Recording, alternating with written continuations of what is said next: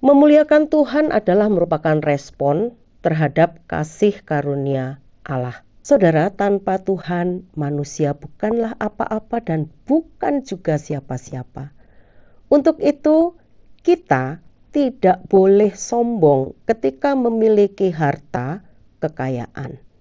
Nasihat untuk memuliakan Tuhan dengan harta adalah menolong manusia untuk menyadari bahwa semakin banyak Tuhan memberi, seharusnya semakin giat juga untuk menghormatinya.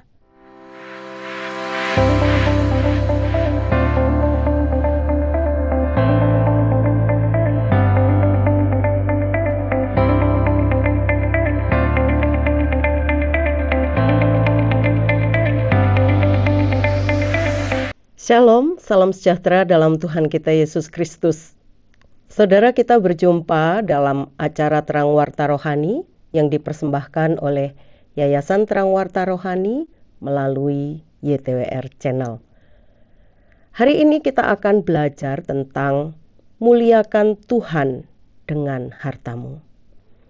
Saudara, memuliakan Tuhan berarti mengakui keagungan, kekudusan, dan kebesarannya dengan perkataan dan perbuatan yang meninggikan namanya, seperti melalui ibadah, ketaatan, bersyukur, melakukan pekerjaan baik yang menunjukkan kasih-Nya, dan menjadikan kemuliaannya sebagai tujuan hidup kita.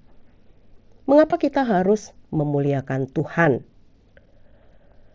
Memuliakan Tuhan adalah merupakan respon terhadap kasih karunia Allah, membuat Dia dikenal, dan sebagai bentuk ketaatan kita kepadanya. Nah, memuliakan Tuhan melalui apa saja?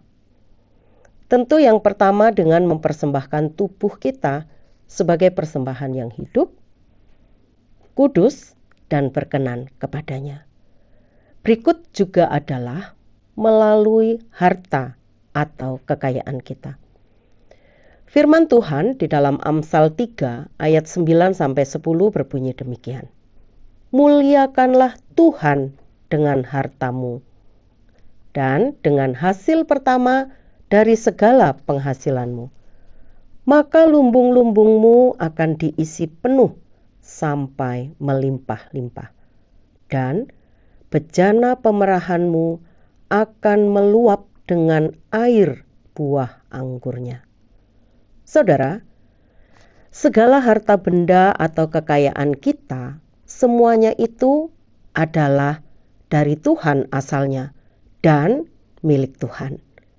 Jadi janganlah ada di antara kita yang merasa bahwa harta kekayaan kita itu adalah milik kita, karena kita yang sudah bekerja keras memperolehnya. Seperti yang tertulis dalam Amsal 10 ayat 22. Berbunyi, berkat Tuhanlah yang menjadikan kaya, susah payah tidak akan menambahinya. Bandingkan dengan Ulangan 8 ayat 17-18. Maka janganlah kau katakan dalam hatimu, kekuasaanku dan kekuatan tangankulah yang membuat aku memperoleh kekayaan ini. Tetapi haruslah engkau ingat kepada Tuhan Allahmu, sebab Dialah yang memberikan kepadamu kekuatan untuk memperoleh kekayaan. Saudara, tanpa Tuhan, manusia bukanlah apa-apa dan bukan juga siapa-siapa. Untuk itu, kita tidak boleh sombong ketika memiliki harta kekayaan. Dan firman Tuhan di dalam Mazmur 62 ayat 11 berbunyi, apabila harta makin bertambah, janganlah hatimu melekat padanya. Seperti yang Tuhan Yesus katakan di dalam Injil Matius 6 ayat 21. Karena di mana hartamu berada, di situ juga hatimu berada. Hati manusia mudah terpaut dengan harta dan menyimpang dari jalan yang ditentukan oleh Tuhan. Untuk itu, kita harus waspada menjaga hati kita. Ketika pengamsal menasehatkan, muliakanlah Tuhan dengan hartamu dan dengan hasil pertama dari penghasilanmu. Apakah maksud dari kalimat ini? Ketika manusia memiliki harta, lalu makin bertambah, kecenderungan yang ada adalah memuliakan diri kita sendiri. Karena merasa lebih tinggi dari orang lain, sehingga tidak jarang orang kaya itu merendahkan orang lain. Dan ketika memiliki hati yang melekat pada kekayaan, hati-hati supaya tidak melekat pada kekayaan dunia ini, bahkan melupakan Tuhan, karena sudah tidak memerlukan Tuhan lagi. Nasihat untuk memuliakan Tuhan dengan harta adalah menolong manusia untuk menyadari bahwa semakin banyak Tuhan memberi, seharusnya semakin giat juga untuk menghormatinya atau memuliakannya. Saudara, pertambahan kekayaan harusnya membuat kita terus bergantung kepada Tuhan. Sebab kita hidup dengan mengandalkan Tuhan. Dengan hasil pertama dari segala penghasilan kita. Apa maksudnya? Tuhan Allah merupakan yang pertama dan yang terbaik. Harus juga mendapatkan yang pertama dan yang terbaik dari segala sesuatu. Itulah alasan mengapa kita harus memprioritaskan Tuhan dalam hidup kita sebagai satu-satunya yang utama.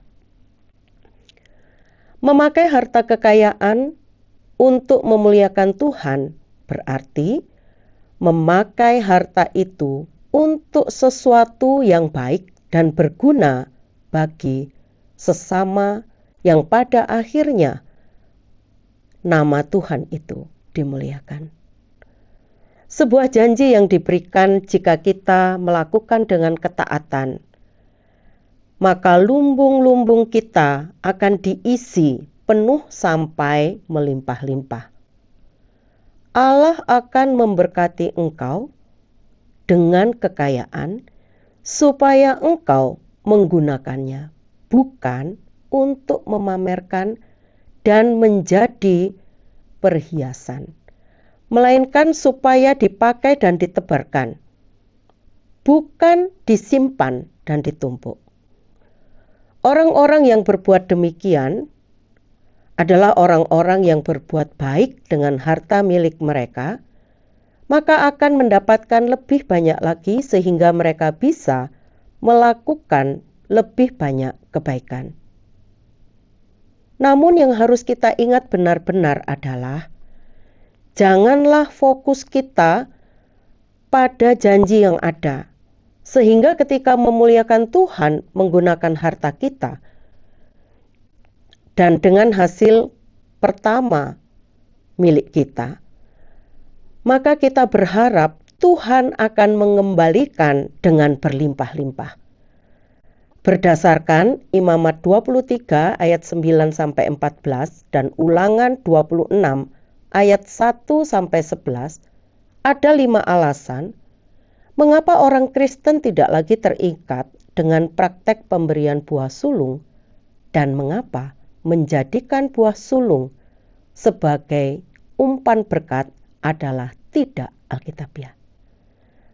Pertama, perintah ini lebih mengarah kepada ucapan syukur atas penyertaan Allah.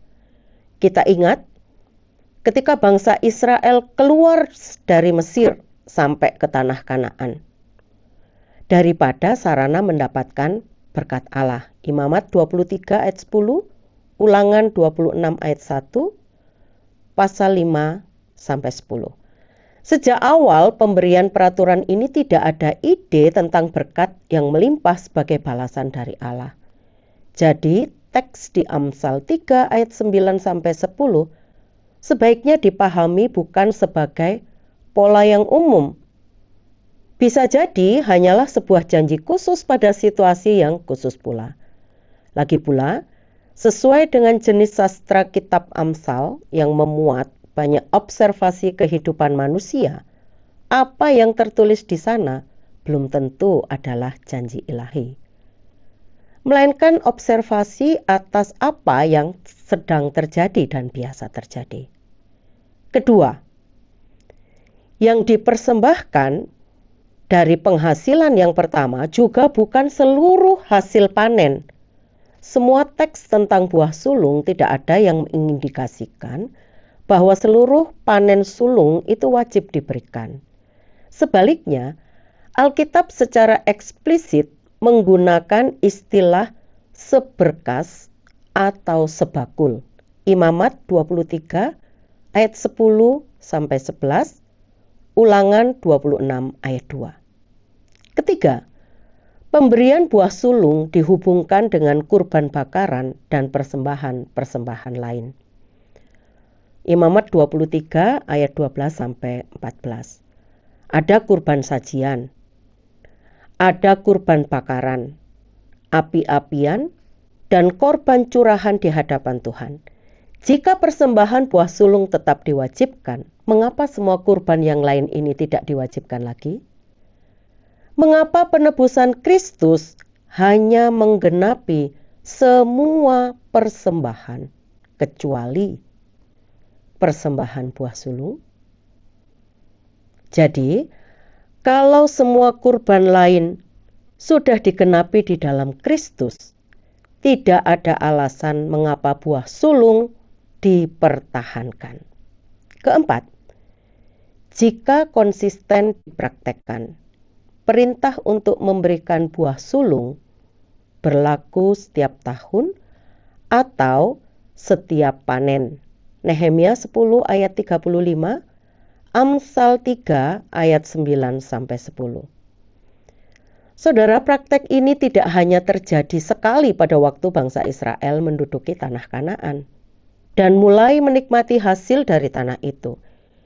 Hal ini dilakukan secara terus-menerus. Pertanyaannya, jika jenis pekerjaan seseorang tidak berkaitan dengan pertanian, bagaimana pengertiannya? Sulung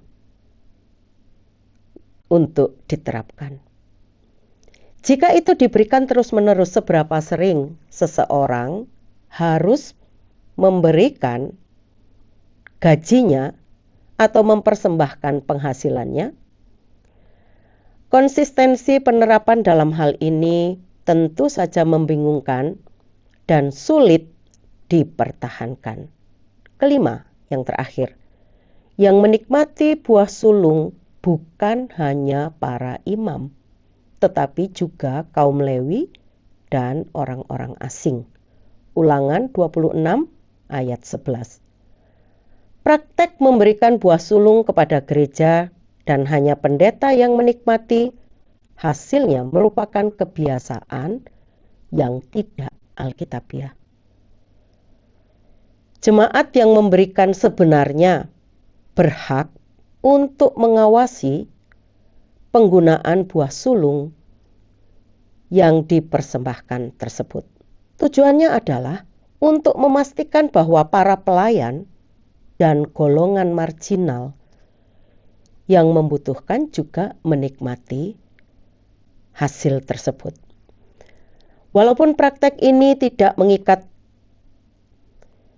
tetapi konsep teologis atau hal mendasar tetap dipertahankan. Kita harus selalu mensyukuri berkat-berkat Tuhan. Salah satu bentuk ucapan syukur adalah memberikan persembahan kepada Tuhan. Jemaat mula-mula memiliki kebiasaan menyisihkan penghasilan mereka setiap minggu. 1 Korintus 16 ayat 2. Kebiasaan ini bukan paksaan tetapi lahir dari hati yang mengasihi dan bersyukur kepada Tuhan. 2 Korintus 9 ayat 6 sampai 7. Jadi setiap orang Kristen perlu membiasakan diri untuk menyisihkan penghasilan bagi pekerjaan Tuhan dan orang lain yang membutuhkan.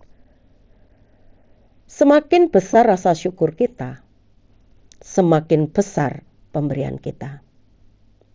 Jadi saudara, walaupun persembahan buah sulung tidak lagi mengikat, tetapi berbagi penghasilan untuk pekerjaan Tuhan dan orang-orang yang membutuhkan tetap harus dilakukan.